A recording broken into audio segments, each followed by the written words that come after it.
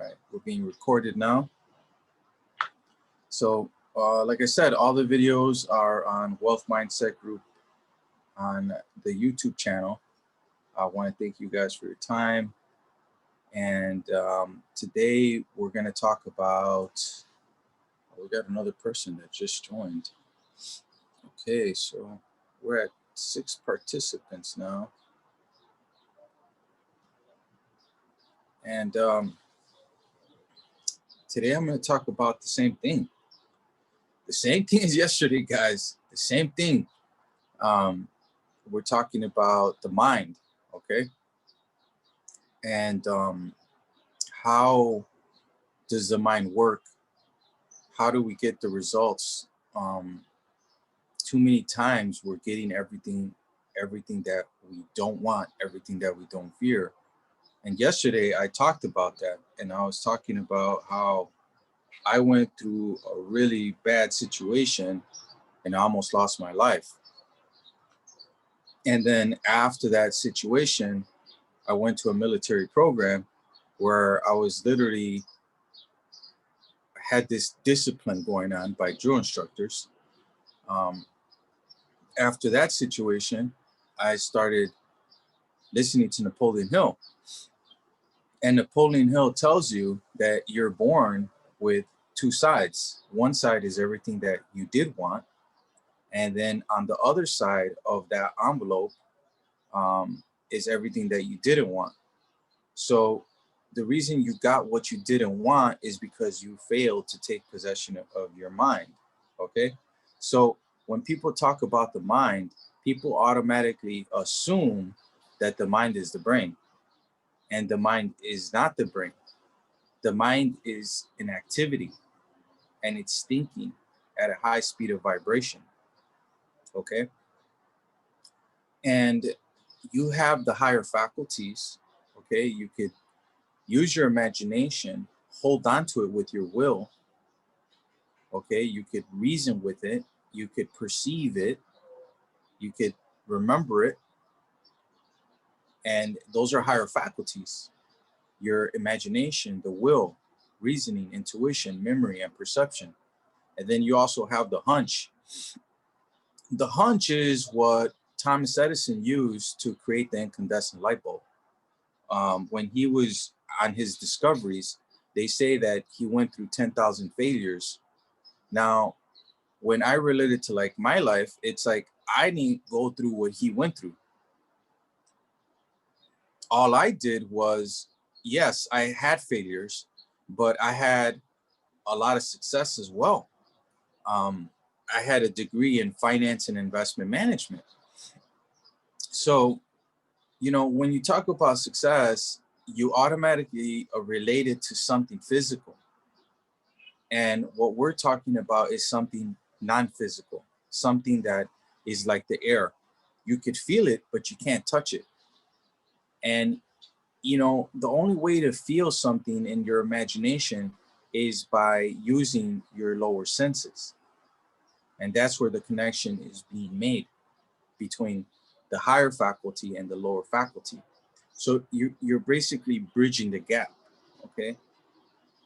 So how do you bridge the gap? You bridge the gap by going into that Ferrari and smelling the leather, or how the leather would smell in that Ferrari. Now, I've been in a Mercedes SL 500 drop top coupe, and I know what the leather smells like in a Mercedes SL 500 drop top coupe or in a CL 500. The reason that they talk about nice things like beautiful cars and houses and residual income and all that stuff is because Wallace Wattles in The Science of Getting Rich said that you can't experience something new if you're poverty conscious, if you're broke. So the whole key behind this law of attraction, becoming what you think about, is to expand your awareness into situations that you've never been through. And when I had my office, my business, I had to pay people every Friday. And that was like very interesting because I was like just a regular guy. and I worked for banks. I depended on a paycheck, but here I am is writing paychecks, and people being extra nice to me, and people coming up to me saying, "Hey, when are we gonna throw a company party?" And the girls would bring the tequila, and then they get, they'd start getting tipsy, and then they start talking about the clients that gave them a hard time, and and then I ordered some pizzas, and you know we have a big party. you know so it's like, when you do things, you're going to go through failure, but you're going to go through this self-image phase of yourself that's in your mind. So the mind is very tricky.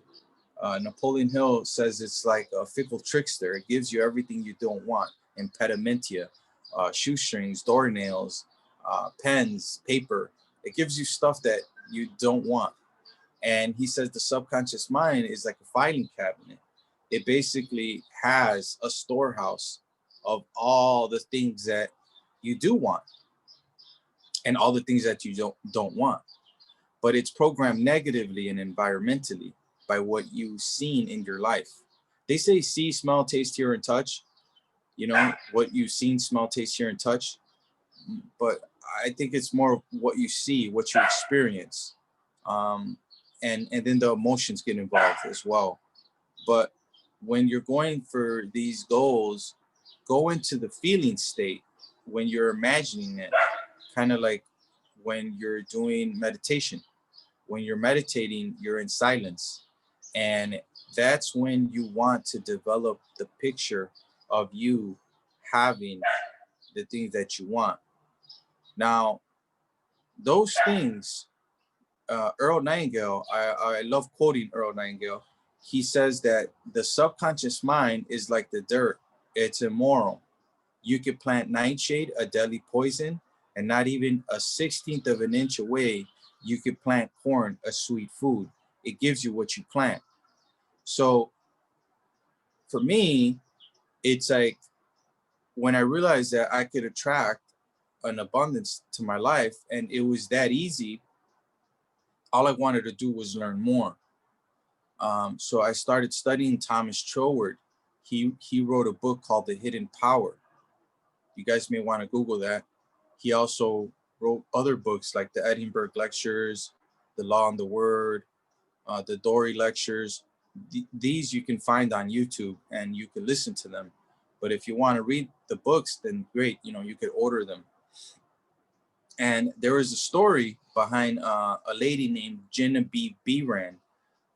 She was mentored by Thomas Troward, and basically she was a widow. Her husband died at an early age, so he left her a big inheritance. Um, she had to come up with 20,000 at that time to pay Thomas Troward to mentor her, which I'm not going to go into the details, but what I'm going to tell you is that she attracted the money into her life. And another thing is that she had a friend that was telling her that her husband was going to leave her. Now, her husband hadn't left her up to that point, but she just kept saying, "Oh, he doesn't want to be with me. He's going to leave me for someone else. He's going to find a girl and blah, blah, blah." And eventually, her husband ended up leaving her. And she's sitting there having a conversation with Genevieve Beran. And Genevieve Beran tells her to think the opposite.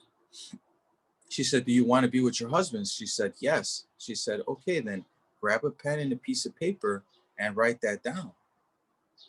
I'm so happy and grateful now that my husband came back to me," or whatever, right? And sure enough, she went back to Genevieve Beran and she says, "It's not working. Everything you told me is not working." And she said, "Do you believe that your husband will come back to you?" And she said, "No, I don't." And she's like, "Of course it's not working because you don't believe," right? So Napoleon Hill, I love quoting Napoleon Hill. He says, "There's a difference between wishing for a thing and being ready to receive it. No one is ready for a thing until they believe they can acquire it." The state of mind must be belief, not mere hope or wish. So, do you believe that you can be your own boss? Do you even want to step foot into the door? Do you even want to go inside the door? Because it'll be the best decision you ever made. And like I said, for me, the most I've ever made is like 65,000. I'm 37. When I was 19, fresh out of high school, I was selling cell phones, the Nokia 5160, if anyone remembers that. Um, Before then, I had a pager. But when I was selling the Nokia phones and I was activating them for companies like Sprint, AT&T, Primeco, which is became U.S. Cellular. They ended up buying Kaminsky Park in Chicago, the White Sox Stadium, and then eventually they went bankrupt, or somebody else bought them out. But these companies, they come and go, and the thoughts that you have in your mind, they come and go, and it's the thoughts that you're entertaining all day, because like Earl Nightingale in the book or the YouTube videos, the lectures, he says, he calls it the strangest secret.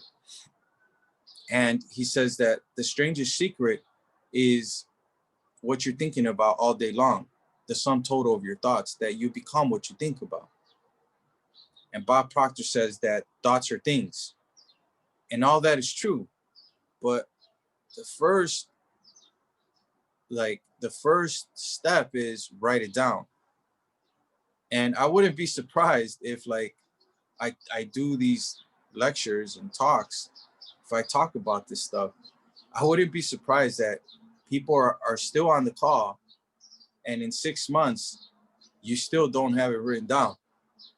Like, don't sit there and wait and waste time, because it'll be the best decision you ever made. Like I said, I was making 60,000 selling cell phones at Circuit City, and I was the best salesman.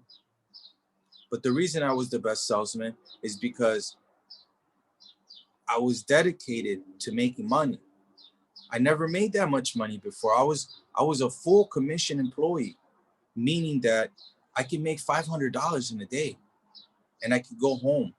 And that was when I was 19, 19 on commission, no hourly rate, straight commission, going in there selling phones. And I remember my manager, Mike Evans, he said, he looks at me, he's like, look, sky's the limit, kid. Sky's the limit. He would always do this thing with his hand.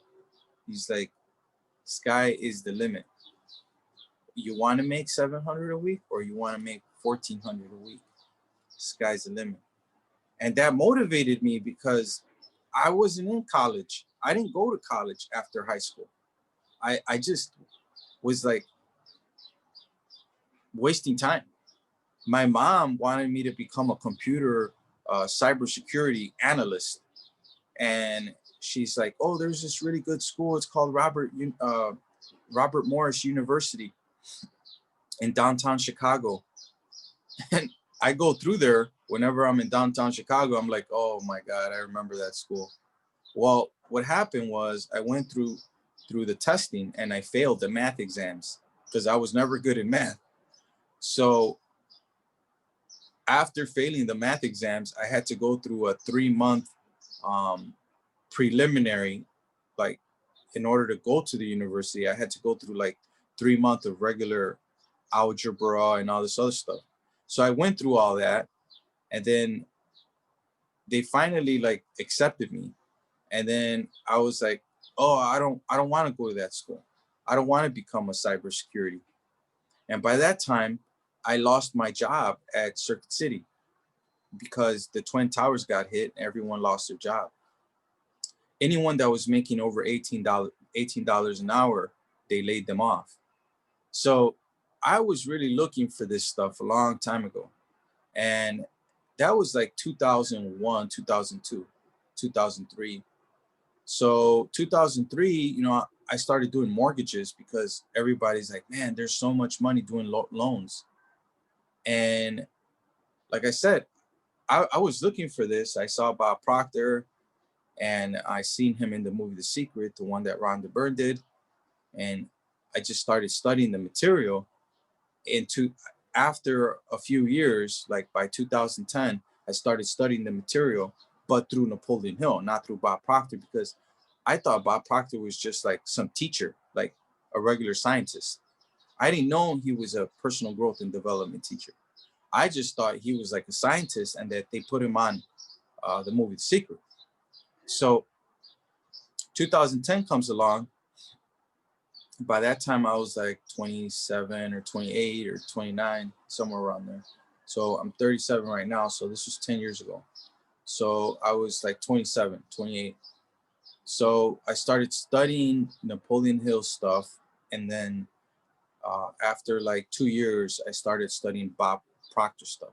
But I'm talking about 2 years of studying every day of Napoleon Hill, The Laws of Success, Think and Grow Rich, listening to YouTube videos while I was working little part-time jobs here and there. But then I started a company. When I started my company, it was like 2013. So I worked that company for 4 years. And it's true, everything that you write down will become reality.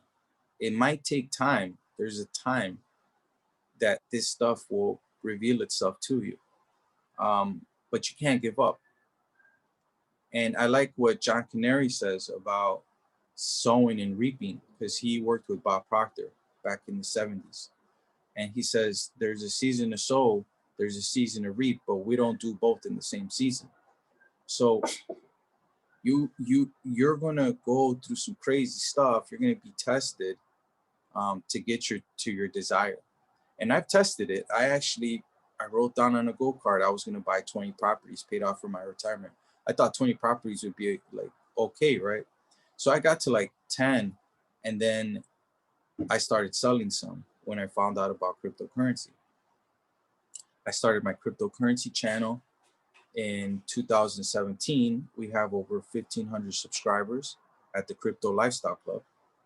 And I'm doing the same thing with Wealth Mindset Group. I'm getting more people on YouTube through Wealth Mindset Group. Now, Wealth Mindset Group was just an idea that was pitched to us by Bob Proctor. Bob Proctor was like, look, you guys could start a mindset group. I think he told another consultant in the company, Proctor Gallagher Institute, he told another consultant named Brian Del Maso. So then Brian Del Maso tells us, like, hey, guys, you have to start a group called, like, you could call it Wealth Mindset, call it Wealth Mindset Ross Garcia, or whatever you want to call it. So I actually go on GoDaddy and I said, like, okay, is Wealth Mindset Group available? And sure enough, it was available. I bought the domain. We're working on the website. We're actually also working on an educational platform for cryptocurrency. Just no trading, just education, okay? Kind of like a newsletter and what type of projects I'm involved in and what percentages I've made on my money, which is like retarded, okay? You're talking about generational wealth. You're talking about your kids will be okay, because the laws of success are, it's a science. It's a science behind being wealthy. It's a science behind being rich. And it starts with the transmutation of energy. Energy just is. You see, science and theology, they disagree on a lot of things, but they come to an unanimous decision on one thing, that nothing's created, nothing's destroyed. So that means the things that you want, the desires that you have, is already here. Now, when I first heard that, I was like, what? It's kind of like hearing that your perception dictates the outcome. But we're looking at outcomes and we're letting it dictate our perception of the outcome. Instead of looking at the effect, we're looking at the causes. But the real cause is you. We need to look at the effect. And that's how Dr. Thurman Fleets created a picture of the subconscious mind in 1934 in San Antonio, Texas. He says, we're treating the body, we're treating the causes, like addictions, right? Or issues, mental issues that people have. We're treating the effects. People were treating the effects. He's like, we can't treat the effect until we treat the cause. How do you treat the cause? Through the state of hypnosis, through the subconscious mind. Because the subconscious thinking, 97% of the time, you're only thinking 3%. So you're operating with a program. And that program is dictating the results that you're getting in your life. That program in your subconscious is dictating the results that you're getting in your life. And until you get this, until you change those programs, habitual, that means that they're done autopilot. Okay. You're doing things autopilot, like waking up at the same time, doing the same activities, productive or non-productive. You might have some good programs. You might have some good paradigms. So take this information and apply it to your life. Know that you don't think 100% of the time. You only think 3%. The other 97%, the subconscious mind is rolling in. And it's in the subconscious, what Thurman Fleet says, that that's where the fun is. That's where you can impress your idea to the subconscious. And I'll just give you a brief understanding of how you can literally do a shift, a paradigm shift. I told my sister, she's working for me. She told me, don't start your company. I was making about 120,000 a month. And I said, look, what do you really want? She said, I want to make 100,000 a year. She's working for me. First, she started off on the weekends, and then she started liking the money. She started coming in every day, helping out clients. So the company that I started was called the Loan Modification Clinic. So she's working for me, right? And she's like, why are you always carrying that book, Think and Grow Rich, Napoleon Hill? I'm like, there's a secret in this book. And if you do what the book is telling you, you can literally change your mind, change your outcomes, and change the way you think.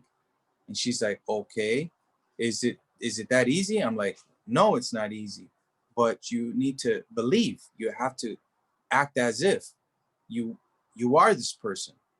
She's like, oh, so it's kind of like fake it till you make it. I'm like, you already made it. She's like, what are you talking about? I'm like, yeah, nothing's created, nothing's destroyed. Everything you want's already here, but it's on a certain dimension. She's like, that sounds crazy. I'm like, yeah, well, crazy is what I was doing was going to school, trying to get a job, trying to get ahead, right?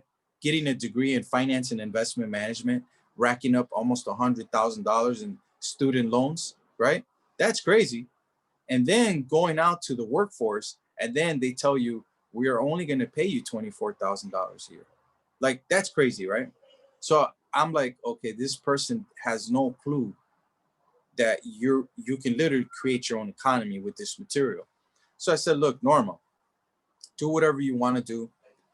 I'll see you at the office, whatever, right? And then I started driving my car. I'm like, I'm not faking it. I made it. Like, she works for me, right? So the reason she started working for me was because she had just bought a Mercedes Benz. She was a manager at a bank. And this is what happens if you don't start your own business. Like, for the people that are on the call, you guys have your own online business.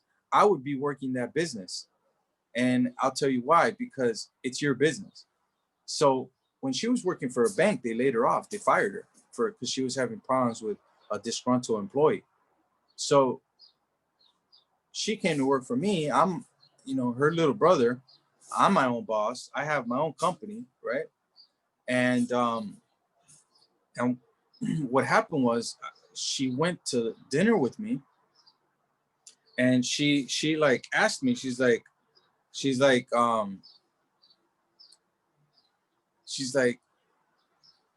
how did you do it? I said, look, read the book, apply, take the application, and do it yourself. And she's like, well, what if it doesn't work? And I'm like, it will work. Look where I'm at. So I gave her a pen, and I'm like, we're at dinner, and I said, write down how much you want to make.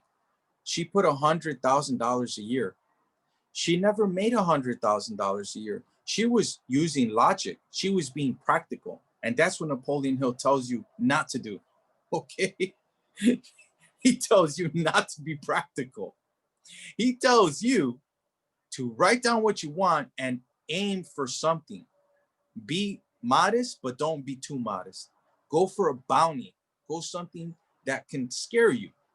Like Bob Proctor says, there's a type goal is something you know how to do, and B type goal is something you think you can go, uh, think you can do. I said think you can go. And a C type goal is something you have no idea how you're going to do it. That's what is a C type goal. Like a C type goal for me was in February, I went to Milan and then I went back to LA, to Hollywood. I lived in Hollywood, California. And then I just gave my apartment back and said, I'm going to go back to Chicago because I still had my house in Chicago.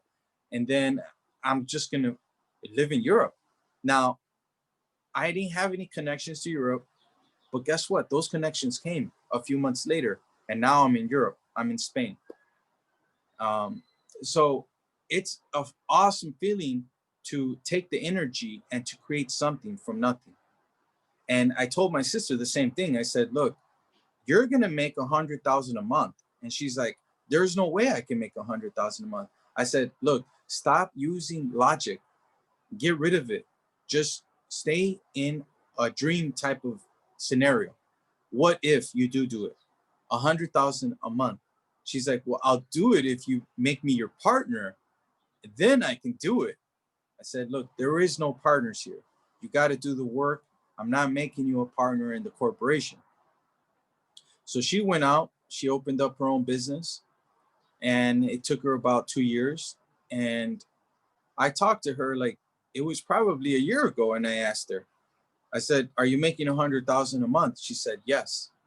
But she's like, "I wish I would have put 100,000 a month net. I didn't put net." And I said, "Well, now you know the secret." And what is the secret? The secret is that the first step to the creation process is writing it down.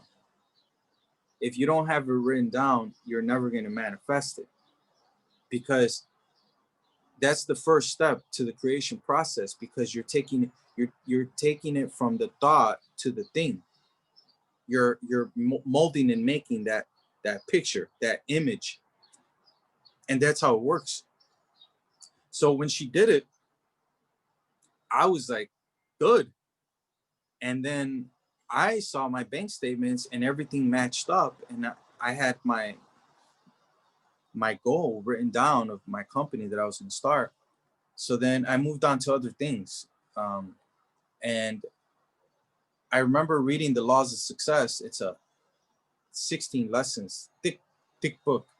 And right towards the back of The Laws of Success, Napoleon Hill says, he's like, write down what your major definite purpose is, not your minor purpose, like your major definite purpose, right?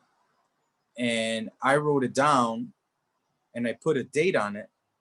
And on that major definite purpose, it says, I will not have to have any financial worries ever. Um, I'm not participating in the workforce at that point.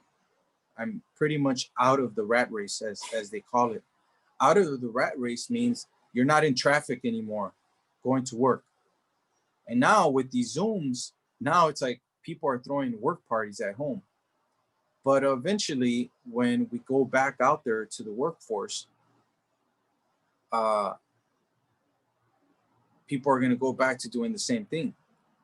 And you have to take a few steps back, start reading the right books, listening to the right people, and then having that goal card, because that is so powerful. When you read it every day, you're building brain cells of recognition to the fact that this thing is already yours. It's done. It's already yours. I'm so happy and grateful now that I'm a chairman 10, right? I'm a chairman 750 with the IAM organization. I'm so happy and grateful now that I have residual income. I'm so happy and grateful now that money comes to me in increasing quantities through multiple sources on a continuous basis. When you say it, You give life to it when you repeat it in your mind and repeat it, auto suggest it. Go in front of a mirror, tell yourself, because this is not a fake it until you make it. This is, you made it. You just have to act as if. What would a chairman 750 do? What would um, a personal growth and development instructor do? What would you do if you had multiple sources of income from different companies? How would you react? Where would you be? And on my goal cards, on my notes, I put that I live in the south of Spain, that I have a beautiful home. I'm happy and grateful that I have multiple sources of income. And I up my goals. I up my goals because Earl Nightingale said it. He said the subconscious mind is like the dirt. You can plant nightshade, a deadly poison, and not even a 16th of an inch away, you can plant corn and sweet food. It gives you what you plant. So it doesn't know the difference between a penny and a million. It doesn't know the difference between big or small. It doesn't know the difference between the dream world and the physical world, the world that we're in right now, and the world that you go into when you go to sleep. It doesn't know the difference. So you can stay in fantasy. You're a creator. Stop letting logic control the way you think. That's what Wallace Waddle says, because you're going to get more of the same. So logic has nothing to do with this. At the core, the energy has no positive nor negative. It doesn't know positive or negative. You make it positive or negative with your perception, which is a higher faculty. When I understood that, I stood there for like 30 minutes after Bob Proctor was talking to all the consultants in our company. He was on stage and he's like, put yourself out of yourself. Put your shoes in someone else's shoes, or someone else put your shoes in these shoes, right? How would he react to it? How would he react? And that's perception. That's a higher faculty. So, you're literally on a discovery of who you are, because when you start this stuff, it's about you. It's not about them. They told you it wasn't going to work, and they didn't know. They didn't know. Like my dad, he didn't know. I used to tell him I make 20,000 a week. He's like, come on, put your feet on the ground. Stop talking nonsense. Go get a job. Right? And everyone doesn't believe you, but it's okay, because you believe you. You believe you. And that's the most important part, is that you believe in you. And you don't give a shit what people are saying about you, because at the end of the day, they're not the ones that are going to reap. You are. Look at me. I'm in Spain. Palm trees, right? Look at the palm trees. I'm having a good time. We're building another website. I'm happy, healthy, and wealthy. When you go open my fridge, there's an abundance. Food everywhere. I don't look at the price when I go to the grocery store. I'm in control, not the subconscious mind. And when you understand that, it's over with. You have no fear. Fear and faith require you to believe in something that hasn't happened, in the unseen. They both require you for the same thing. And that's actually the law of polarity, opposites, positive, negative, fear and faith. That's why Andrew Carnegie told Napoleon Hill when he embarked on his journey. He told Napoleon, he's like, any idea that's emphasized, that's either feared or revered, taken over to the subconscious mind, will begin to clothe itself in its most convenient fashion. Any idea, the mind, thinking, any idea, feared or revered, taken over to the subconscious mind, will begin to immediately form itself into physical reality. Any idea that you fear or you believe in, law of polarity, it's like a line.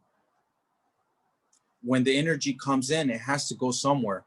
It can't go positive and negative. It has to go either or. You're not going to hear that from people, But I'm literally telling you right now that you have energy all around you, and it's coming inside of you. And you can mold and make the energy, whatever you want.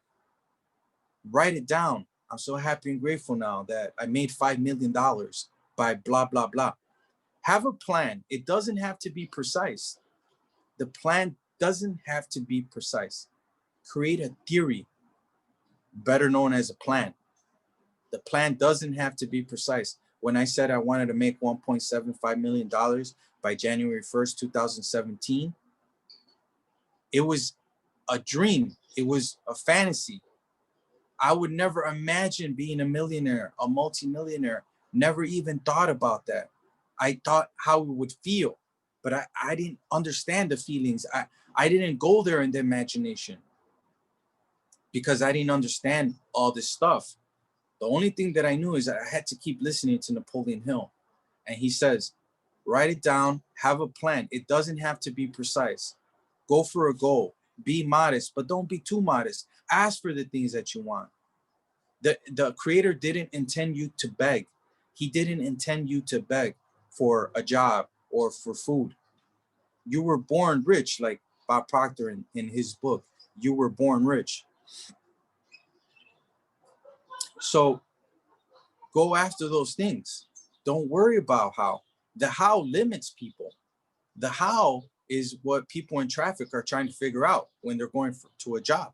When they're out there working from 9 to 5, they're sitting there in traffic and they're like, if only I can create my own company and stop working for this asshole that I work for, or this lady, or this stupid company, or this stupid corporation. If only I could create my own company. But then a negative thought comes to him. Yeah, Robert or Jessica, you can't even control your own wife or your own husband. How are you going to control a company? Shut up, get out of here. Go to work, go clock in. And there goes that person's dream. William James was a professor from Harvard in the early 1900s. He says that your belief system is based upon your evaluation of something.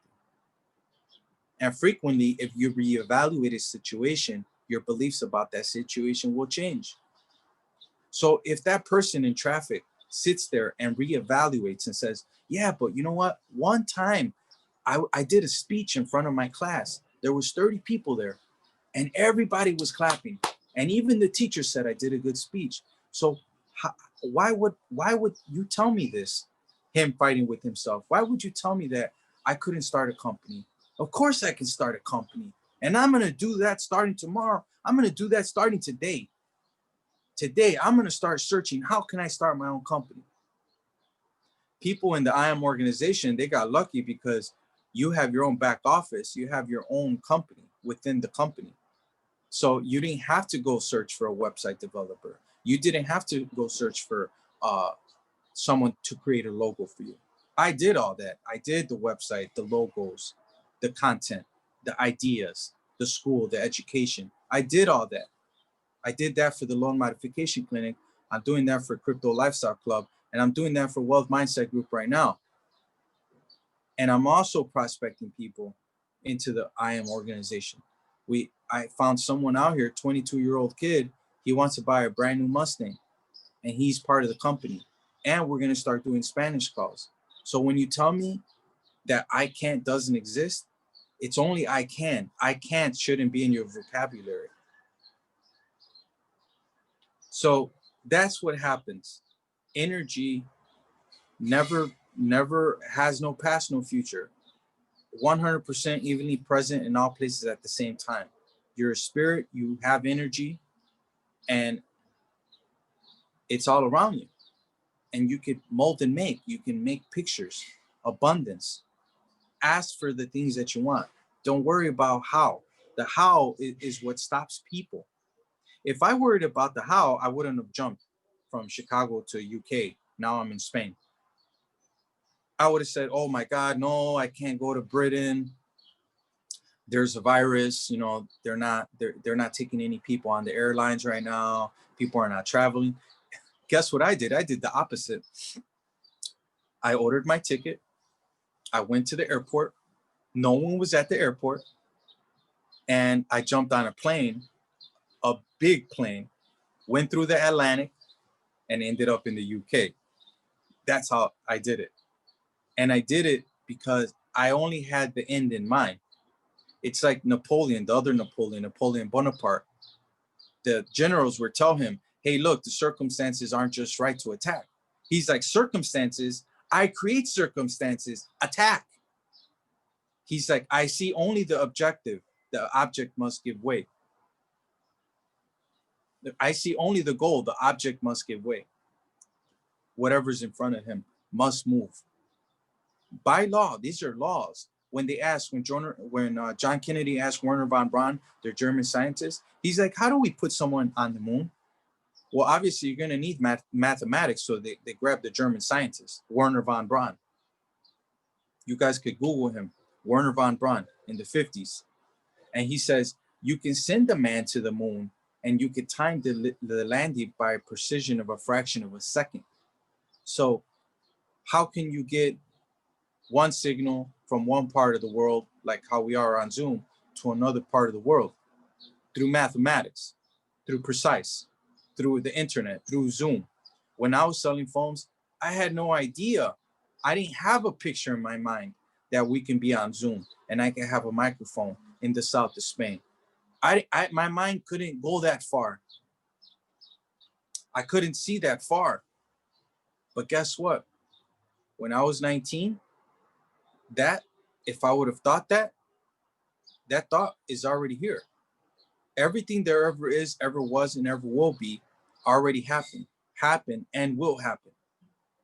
Which is crazy to think about, because that's what Thomas Troward in the hidden power talked about. Everything you can think about anything you can conceive of, any thought that you have is actually a place. It actually exists. It might not exist on our physical awareness, but somewhere in the space it exists because it's a dimension. So he says the past, the present, and the future is happening right now, will happen, and already happened. That's why I like watching the movie Back to the Future, because he goes to the past, and then he goes to the future, and first he goes to the future, then he goes to the past, right? Then he goes to the past, like to 1800, part 1, 2, and 3, Back to the Future, Marty McFly, Biff. McFly, you screwed up again, McFly. That's how it goes. And anytime he goes to the future or to the past, he has to be careful, because if he moves something, it changes everything else. So he'll go to the future, he can move something. He'll go to the past change. He'll go to the past, he moves something, goes to the future, the future change. So you can literally change your future by changing your past, or who you think you are, because it's really who you really are is not even your name. You're just a spirit. You're here on a journey to do something that you haven't done before. You are a spirit for expansion and fuller expression, never for disintegration, never for hard time. So take that energy, take that formless substance, and give it form. Don't let it go into the negative side. Take control of your mind, because Napoleon Hill literally says that if man would take possession of their mind, they can have anything they want, and they can have it in abundance. That's what Napoleon Hill says. He says the biggest failure is failure to take possession of your mind, because the opposite of knowledge is ignorance.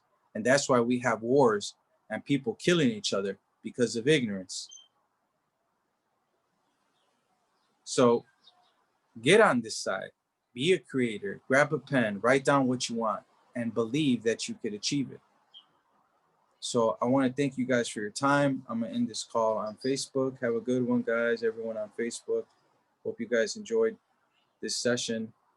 Have a good weekend, guys. Peace out.